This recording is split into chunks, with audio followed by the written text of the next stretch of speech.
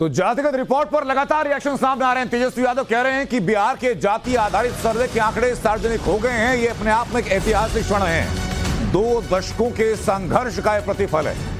तेजस्वी कह रहे हैं कि अब सरकार की नीतियां और नीति दोनों जाति आधारित सर्वे के इन आंकड़ों का सम्मान करेगी, यानी कि अब जो नीतियां बनेंगी वो इन्हीं जातियों के आंकड़ों के आधार पर आगे तय होंगी और संभवतः चुनाव को लेकर जो घोषणा पत्र जारी किए जाएंगे वो भी इन्हीं जातिगत आंकड़ों को लेकर की चीजें सामने होंगी। हमारे सहयोगी साकेत लगातार बने हुए। साकेत, सबसे पहले जरा पॉलिटिकल रिएक्शन के बारे में बताइए कि कौन सा पक्ष अब क्या क्या दलील दे रहा है।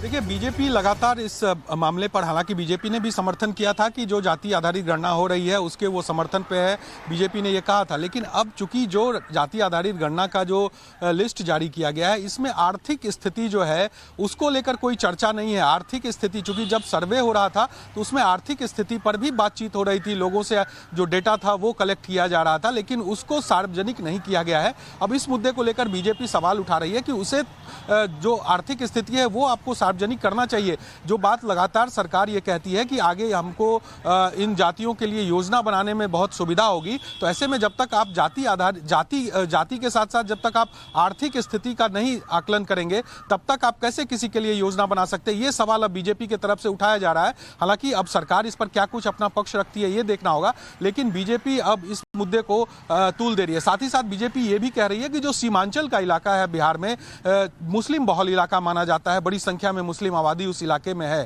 तो ऐसे में वहां पर घुसपैठ की समस्या है। बाहर से, बांग्लादेश से जो बड़ी संख्या में घुसपैठिए जो है वो वहां पर